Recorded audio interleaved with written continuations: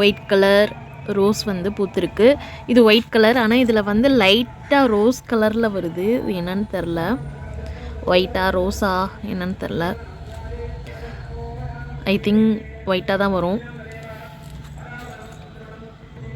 இந்த இடத்துல பூ வந்தது, கட் பண்ணி விட்டோம். இப்போ வந்து புதுசாக ஒரு துளிர் வந்திருக்கு.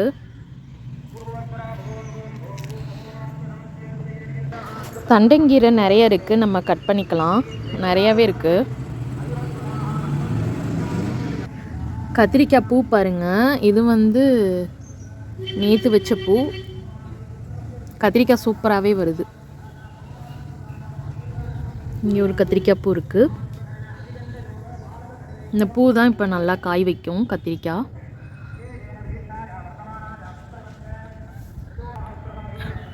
இது வந்து வேப்பம் புண்ணாக்கு வந்து போட்டு விட்ருக்காங்க, பூச்சி எதுவும் வராமல் இருக்கிறதுக்கு. அந்த கசப்பு தன்மைக்கு வந்து பூச்சி வந்து அதிகமாக வராது. தண்டங்கீரையை பாருங்கள், ஒன்று ஒன்று செம்ம பெருசாக இருக்குது. புதினா செம்ம சூப்பராக வருது.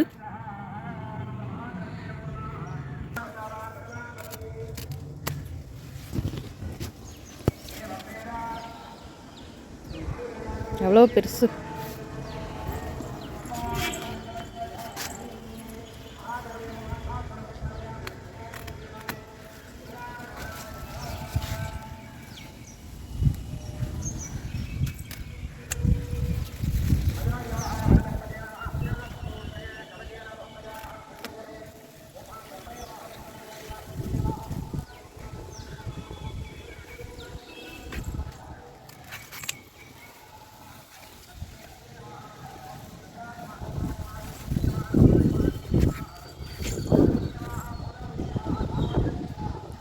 தண்டங்கீரை ஒன்று ஒன்று இலை வந்து செம்ம பெருசாக வருதுங்க.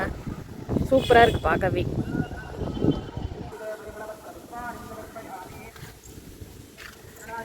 தக்காளி வெயிட்டு தாங்காமல் அப்படி எல்லாமே கீழே சாஞ்சிருச்சுங்க.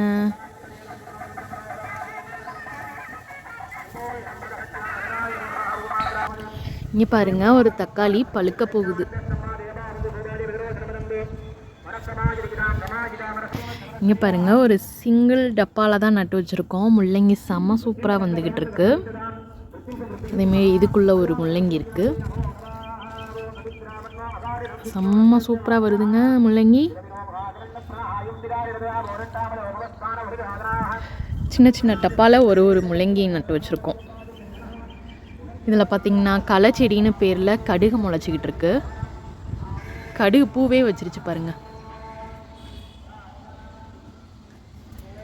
70 ரோஸில் பாருங்கள் எவ்வளோ சூப்பராக துளிர் வந்திருக்கு. இது சரியாக பூக்கலின்னு சொல்லிட்டு இந்த இடத்துல வந்து கட் பண்ணி விட்டேன், அதனால் இப்போ துளிர் வந்திருக்கு.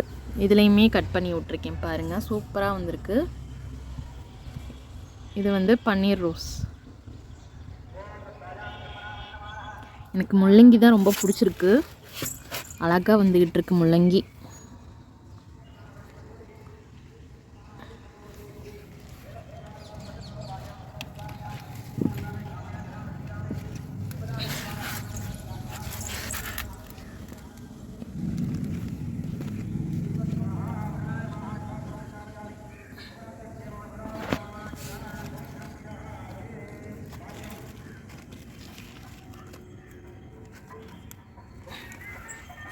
மாடி தோட்டத்தில் அறுவடை பண்ண கீரைங்க, தண்டங்கீரை.